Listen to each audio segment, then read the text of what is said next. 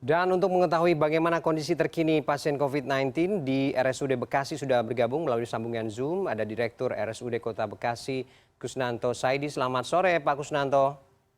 Sore Mas Ferdi. Ya, terima kasih Pak Kusnanto sudah bergabung dengan kita sore ini. Pak, langsung saja sebelum lebih lanjut saya ingin konfirmasi dulu. Beredar video pasien COVID yang dirawat di sejumlah tempat khususnya di bak terbuka sebuah mobil begitu, ada di parkiran, ada di tenda. Kita ingin konfirmasi dulu, benarkah itu situasi di RSUD Anda, Pak?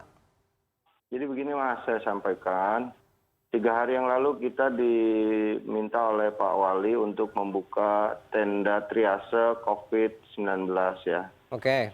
Karena pasien yang ada di IGD pada saat itu masih cukup banyak. Sehingga tidak nyaman untuk pasien dan tidak nyaman juga untuk para petugas yang melayani pasien COVID-19. Nah, kita sediakan tenda dengan 30 tempat tidur, ya, bed dari bantuan Yon Armed.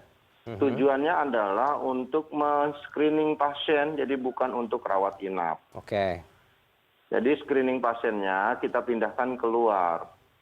Dari screening pasien itu nanti terlihat pasien yang datang itu apakah pasien itu COVID, Ya.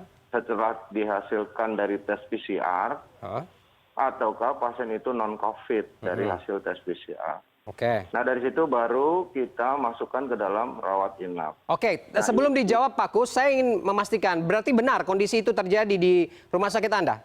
Jadi begini, untuk yang pasien di bak terbuka itu, karena kapasitas bed kita hanya 30, beliau datang, petugas kami sigap memeriksa di atas bak terbuka. Jadi bukan dirawat di bak terbuka. Oke, berarti bukan situasinya berarti benar di RSUD Bekasi, begitu ya?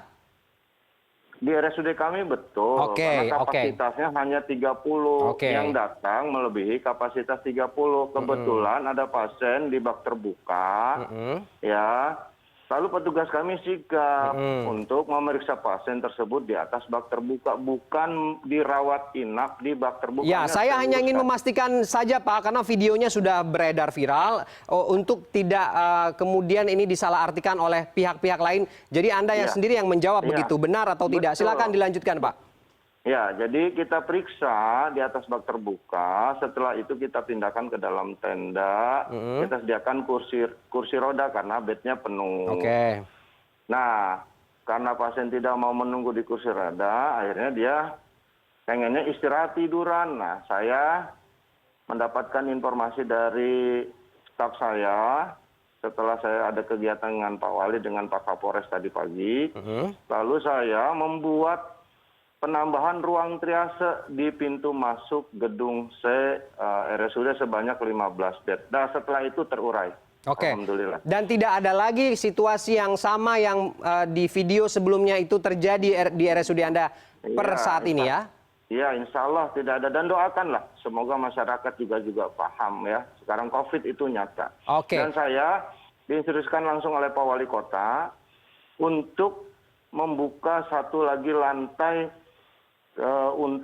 perawatan COVID-19 sebanyak 45 tempat tidur untuk bisa mengurai pasien-pasien yang ada di tenda yang sudah terkonfirmasi positif untuk kita rawat langsung di gedung E lantai 6. Oke, Pak Kus, yang Anda terima begitu pasiennya yang paling besar jumlahnya dalam kondisi yang seperti apa?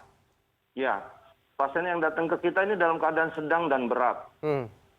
Jadi tentunya pasien yang membutuhkan perawatan, bukan pasien yang datang dalam keadaan ringan. Gitu.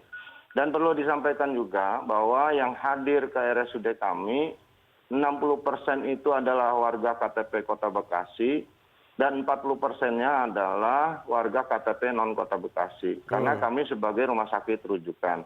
Dan kami bekerja sama dengan Dinas Kesehatan untuk merujuk apabila rumah sakit kami terdapat kepenuhan tempat tidur, artinya tidak bisa menampung, dirujuk ke rumah sakit tipe D yang ada di Kota Bekasi dan rumah sakit swasta yang ada di Kota Bekasi.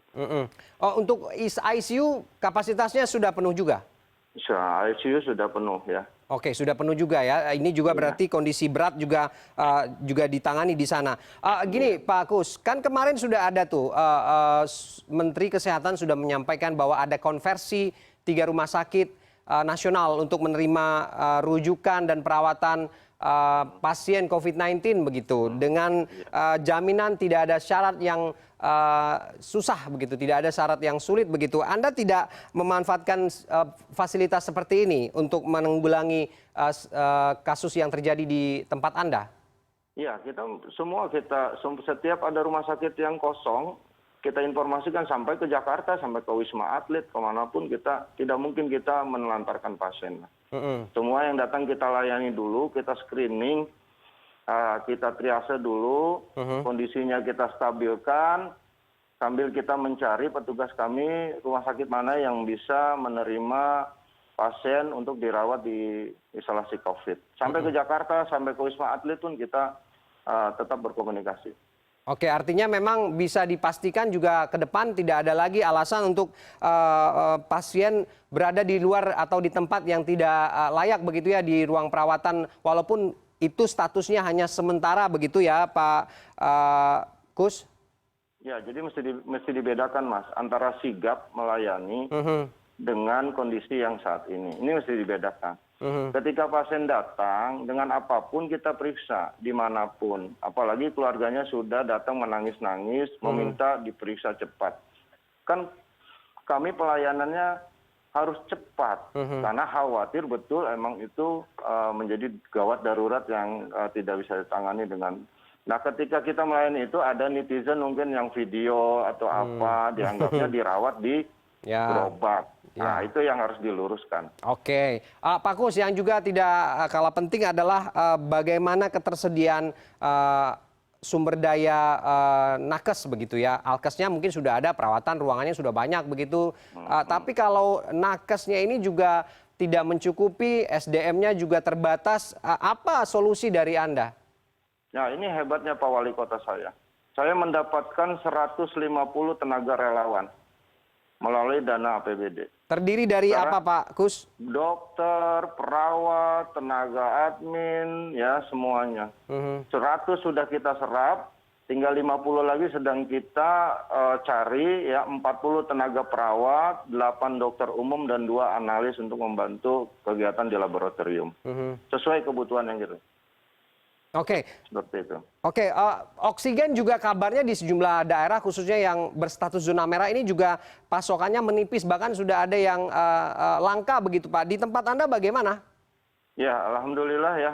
Saya sudah menyiapkan hampir 100 tabung oksigen besar ya, dan puluhan tabung oksigen kecil.